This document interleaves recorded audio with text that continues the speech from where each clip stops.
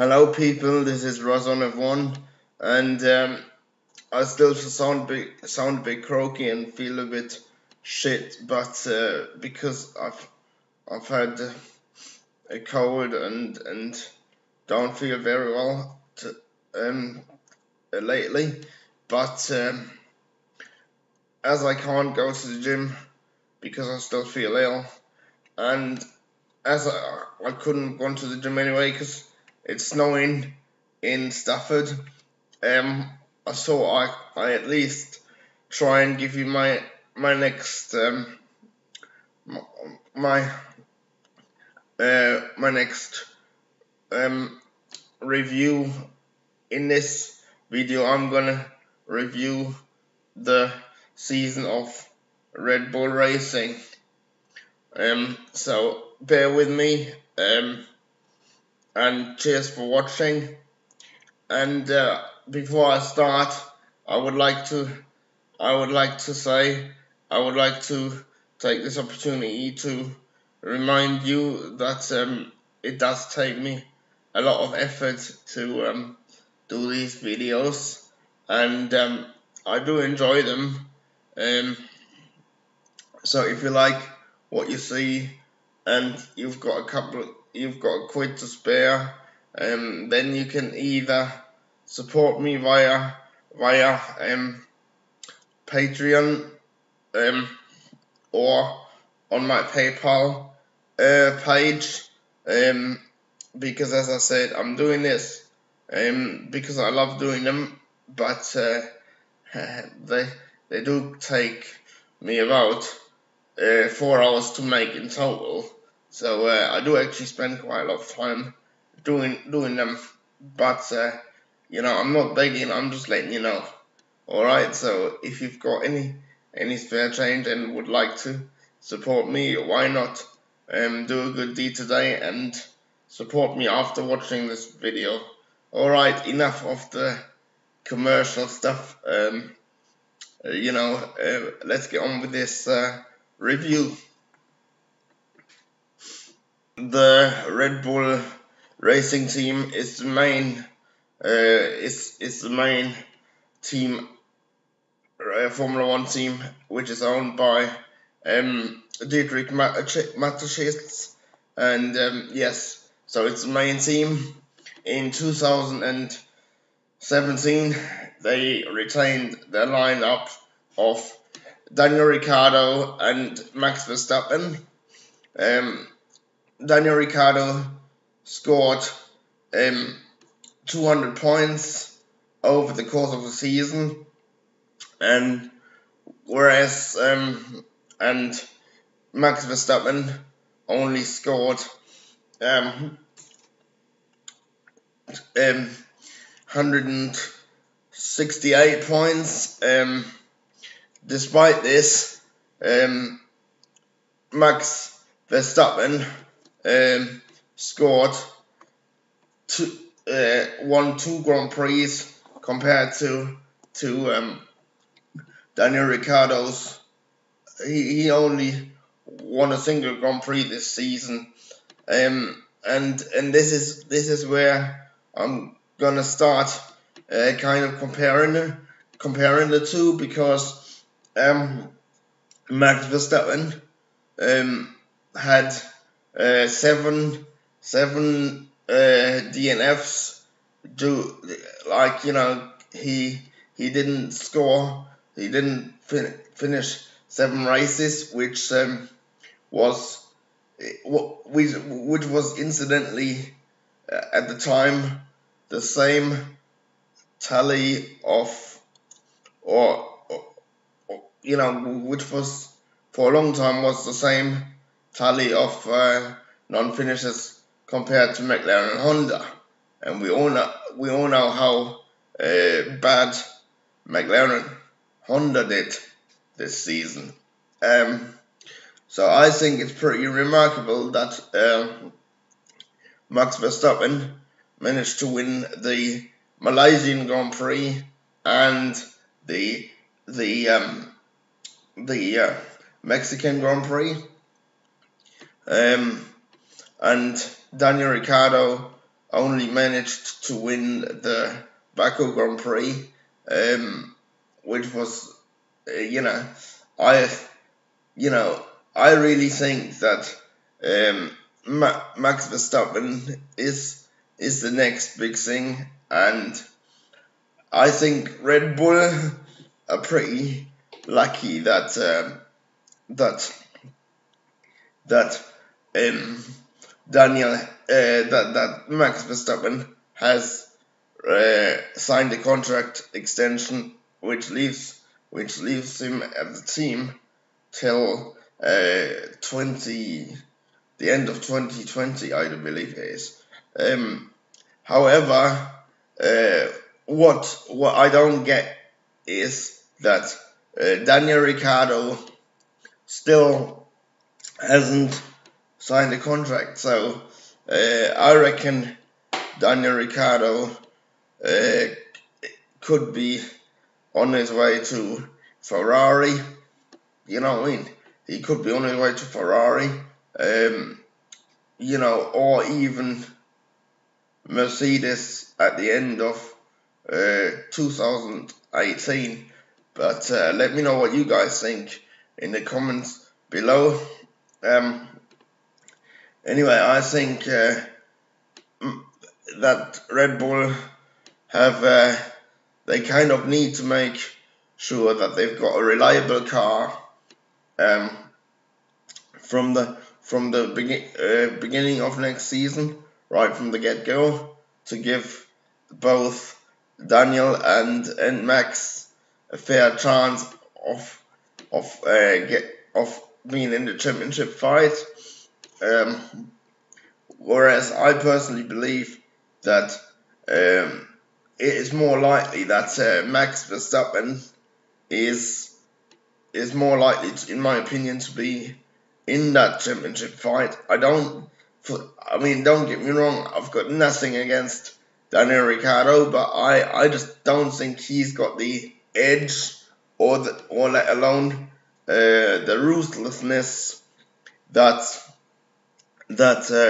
Max has, and he actually reminds me of Schumacher a little bit, because he still has Max clearly has that fighting instinct, and he's just an amazing driver, and I really think that if Daniel Ricciardo does not comprehensively outperform Max Verstappen next season, then his Formula One career, certainly at Red Bull, could be short-lived, and because I think even though they haven't said it, I think that Red Bull are 100% behind Max Verstappen and not 100% behind Daniel Ricciardo. That's just my opinion. Let me know what you guys think in the comment section below. And then there was this argument about the argument that Red Bull had regarding the engines from Renault, that they weren't getting the upgrades compared to the Renault Works team. Well, I think that was absolutely BS, to be honest, because I think it's normal that the Works team gets the engine upgrades quicker than customer teams, unless it's unless equality is assured in the contracts. So that was a bit of a hoo-ha. And we mustn't forget that Aston Martin has joined Red Bull Racing and will become their title sponsor. And there have been rumors that that Aston Martin are considering to join Formula One as an engine supplier for Red Bull in 2020, at the end of 2020, from 2021 onwards. I personally think that isn't gonna happen because I think they're not the Liberty Media aren't gonna get rid of the MGUH component, like the power unit components, which was one of the demands, or one of the conditions that Aston Martin made when they return, should they come into the sport. Now I think they're gonna that Red Bull are gonna go with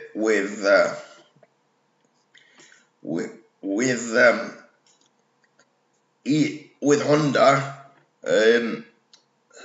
after in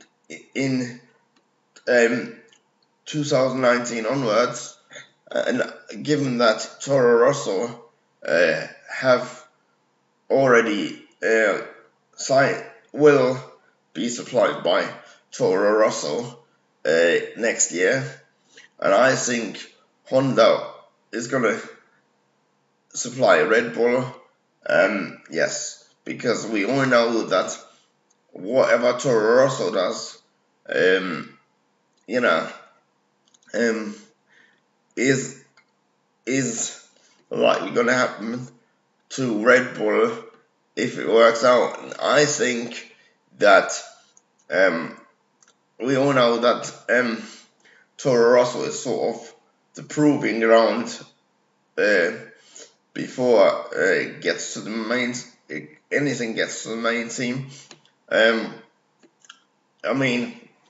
Which brings me on to the next point that I've got to laugh at the statement that I've read in an article a couple of days ago, where Honda is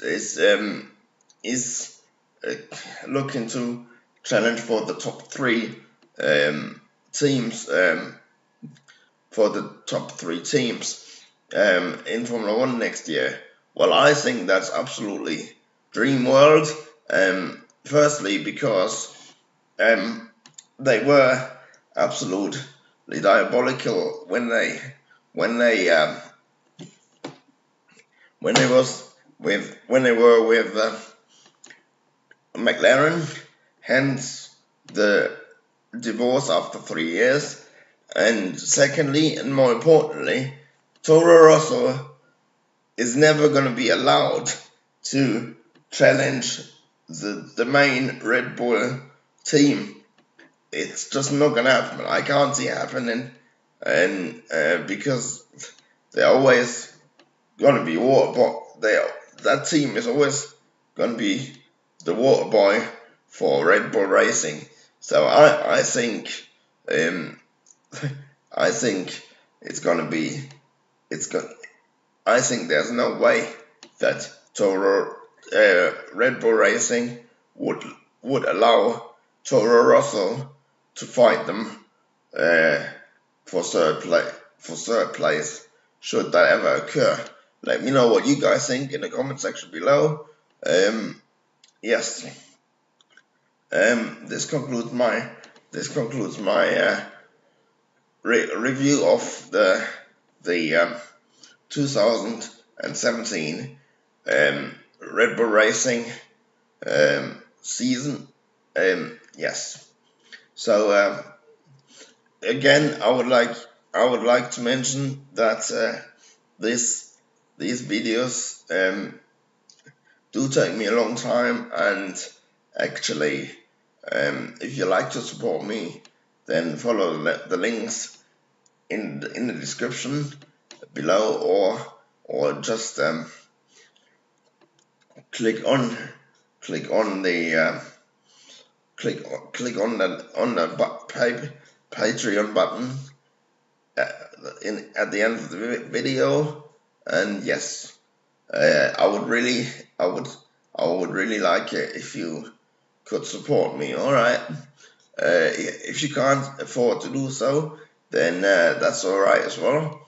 Just help me get the word out by sharing, commenting, and liking, and etc. And let's get a discussion going. All right. Cheers, guys. Bye.